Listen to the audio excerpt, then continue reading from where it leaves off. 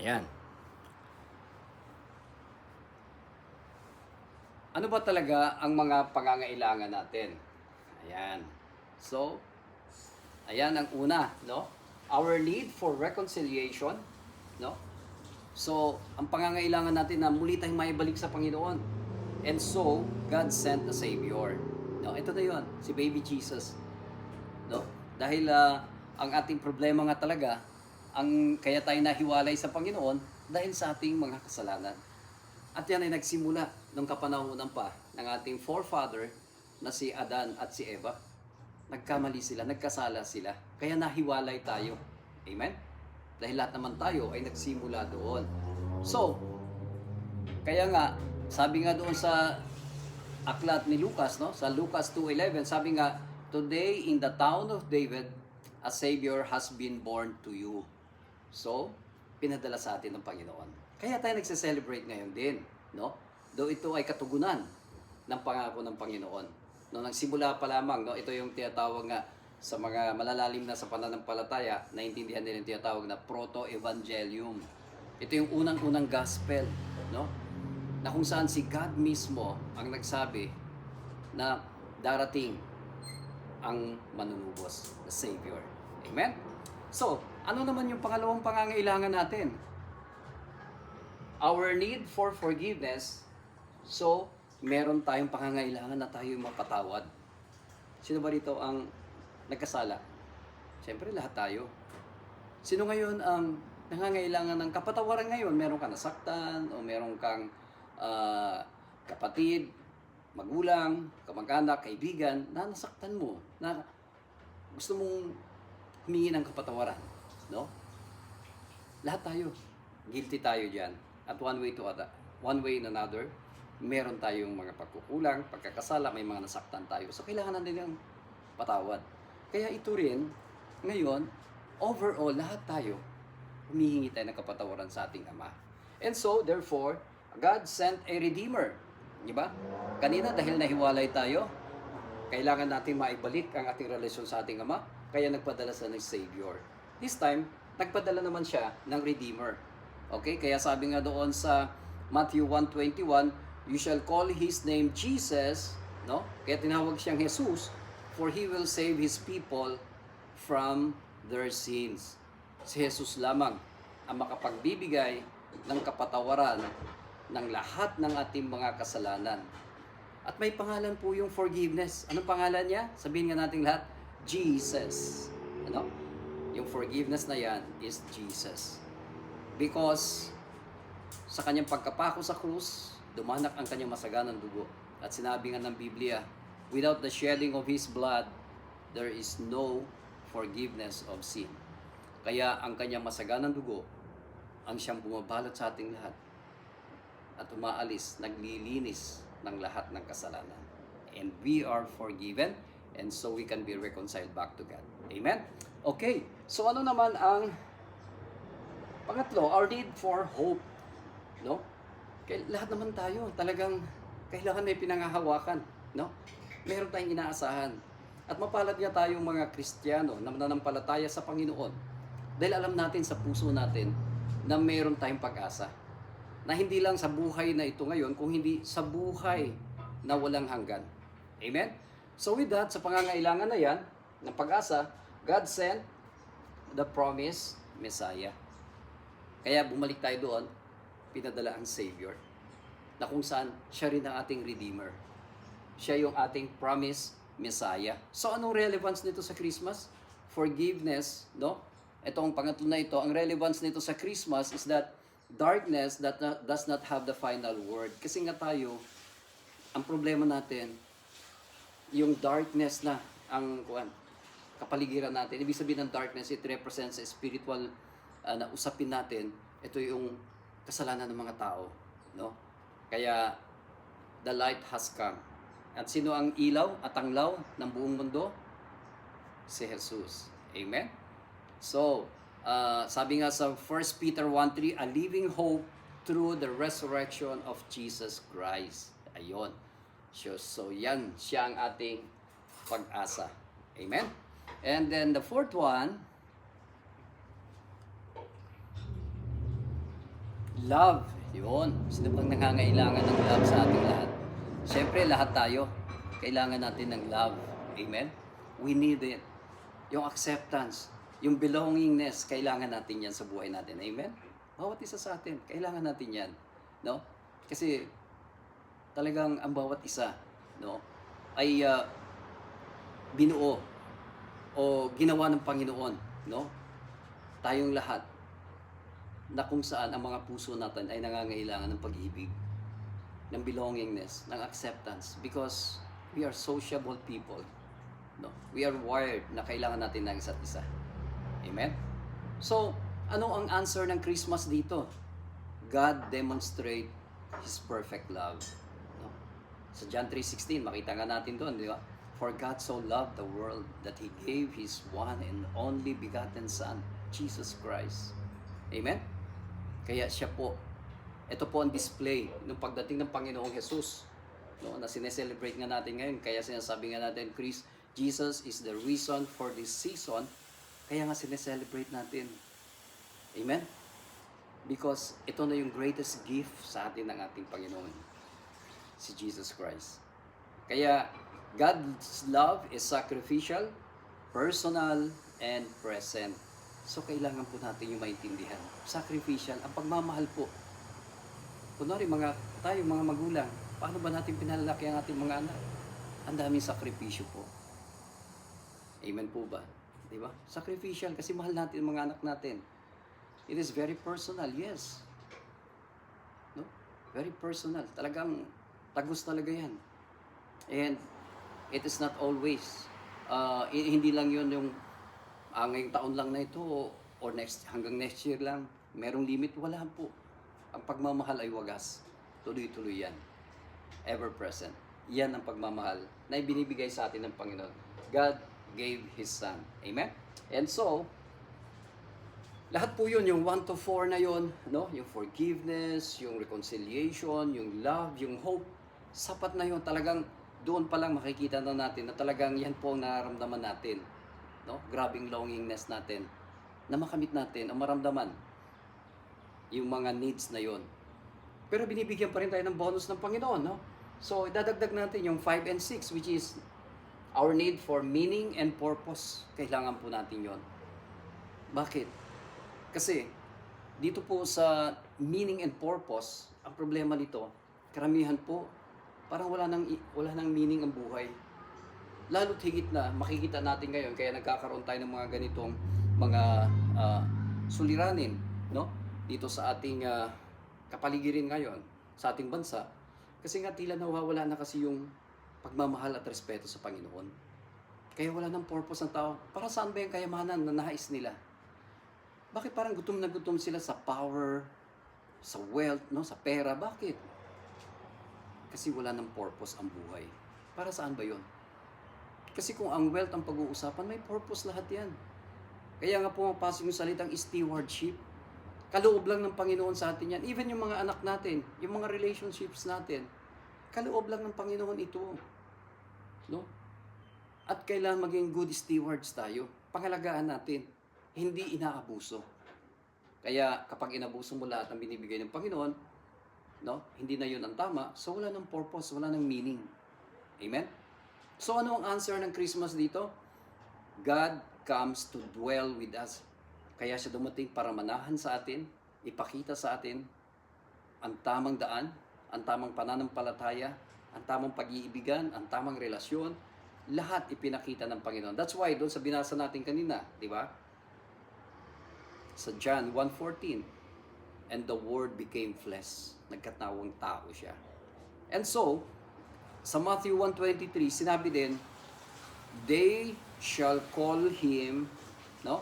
They shall call his name Emmanuel. Bakit Emmanuel? God is with us. Kapatid, sabihin mo sa katabi mo, God is with us. Amen? So we are encouraged that God is always with us. Amen? So, yun po. Lagi po nating tandaan yan. Kasama po natin ang Panginoon. Our lives find meaning sa Kanyang presensya, no? At sa Kanyang kapangyarihan. Kaya tayo, araw-araw nabubuhay tayo sa habag at awa. no? Grasya ng Panginoon. Kaya wala tayong may pagmalaki, no? Kundi bagkus ang pinagmamalaki natin ng Panginoon sa buhay natin. Kaya nga pag may humihingi sa church, for example, kapag Sunday tayo, humihingi ng testimonya, tayo kagad.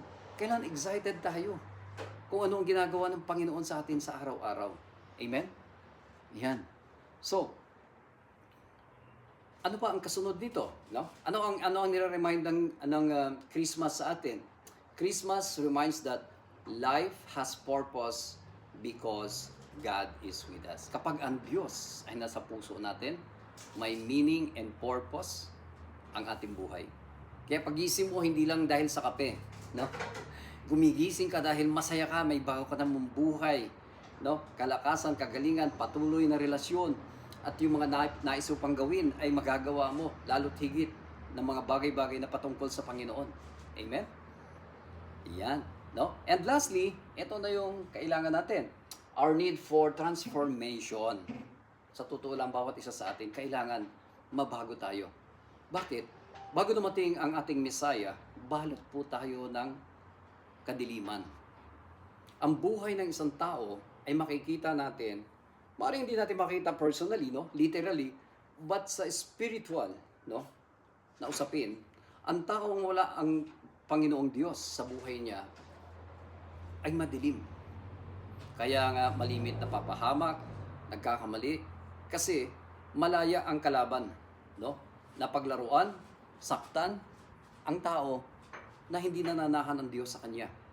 So, kaya nga sinabi nga doon, the devil comes to kill, to steal, kill, and destroy. Paglalaruan ka. Kaya pagising mo pa lang sa umaga, depende. Maaaring pagising mo sa umaga, pwedeng, yes, gising na. Paglaruan na natin.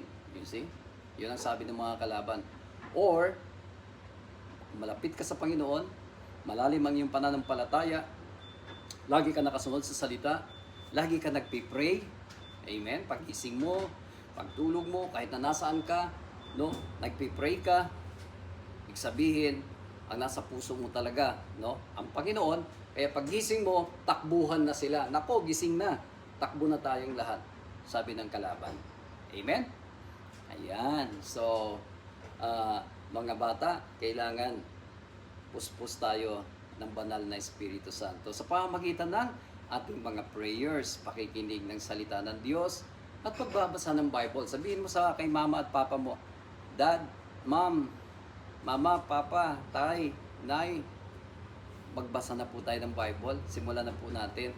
Ayan, turuan niyo po kami. No? At kung kulang man yan, pwede naman tayo lumapit sa Panginoon. Amen? So, dito naman sa transformation na ito, no? Sinabi nga doon sa Romans, no? Chapter 12, verse 2, sabi nga, do not conform any longer to the patterns of this world. Okay? Huwag daw tayong manatili kung ano yung dinidikta. Kasi ngayon, grabe ang dinidikta ng kalaban, lalo na sa social media. Kaya maraming nadidepress na mga kabataan, nadidisgrasya pa sa selfie. Kasi nakikita na lang nila yung kanilang identity, yung kanilang security sa mga bagay-bagay na dinidikta ng kalaban dito sa mundo. Kailangan meron kang ganito, kailangan ganito suot mo, ganito ang brand, kailangan may kotse kang ganito, so on and so forth. Masyado na tayong nililinlang, masyado na tayong pinaglalaroan ng kalaban kapag tayo ay malayo sa Panginoon. Kaya nga, lalo na mga magulang, with all your prayers, ipanalangin niyo po kung paano natin mapaglabanan, lalong-lalo na itong social media sa ating mga anak. Kahit na sa inyo, bilang mga magulang sa atin, yung cellphone, Netflix, TikTok, lahat yan, halos yan na lang ang umiikot sa buhay ng ating mga anak, ng ating mga apo, kahit na sa atin na. Kasi very convenient. But you know what? Ginagamit ng kalaban yan kung hindi natin makita ang tamang gamit niyan. In fact, pwede niyong simulan. Huwag naman kaagad-agad dahil alam ko na-addict na karamihan.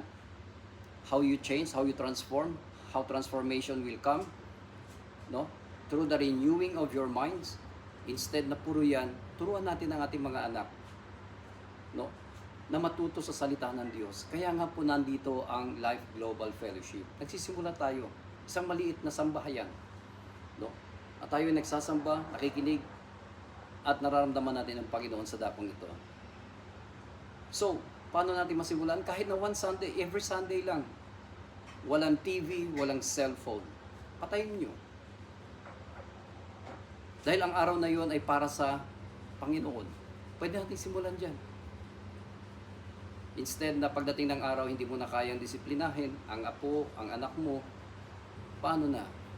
So it will become a cycle to the family at yan ay isang malaking daanan o lagusan ng kalaban sa buhay ng bawat isa. Kaya nga, ano ang answer ng Christmas dito? The birth of Jesus Christ. Christ brings new birth. The old has come and the old has gone and the new has come. Narito ng pagbabago. Amen?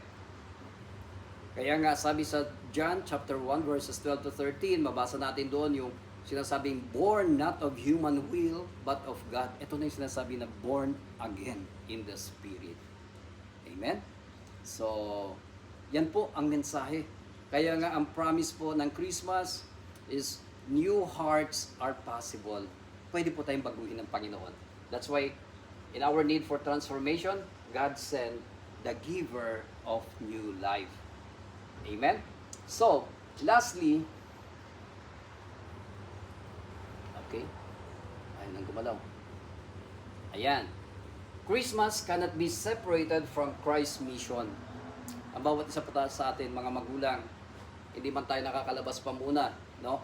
Sa kahit na sa mga kapitbahayan man lang o sa kamag-anakan, unahin man lang natin sa pamilya natin ang pagbabago, no? Ang paglinis ng lahat ng buhay natin na luma, no?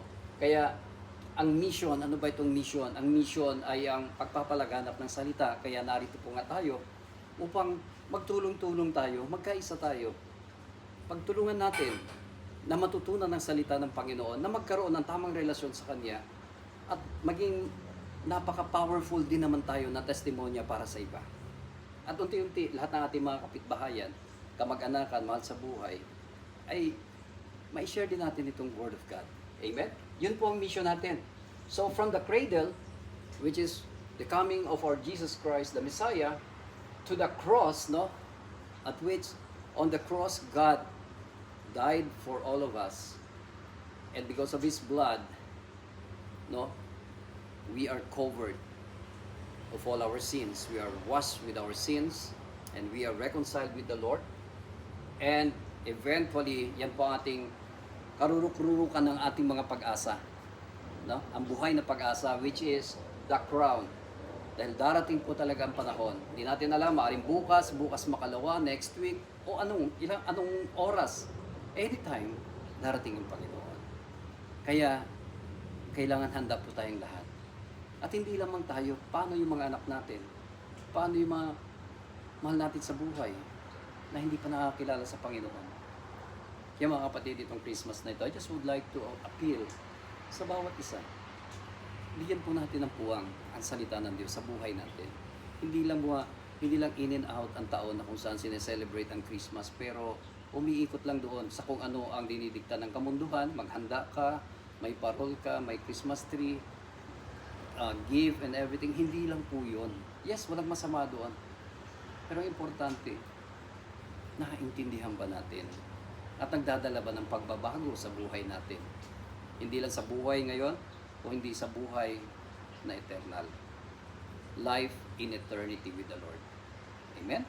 So, Jesus Christ came into the world to save the sinners. Tayo po yun. Upang tayo maibalik sa Panginoon. Amen? So tayo po'y manalangin. Muli Panginoon, maraming salamat po Lord sa iyong mga tagubilin, sa iyong mga salita.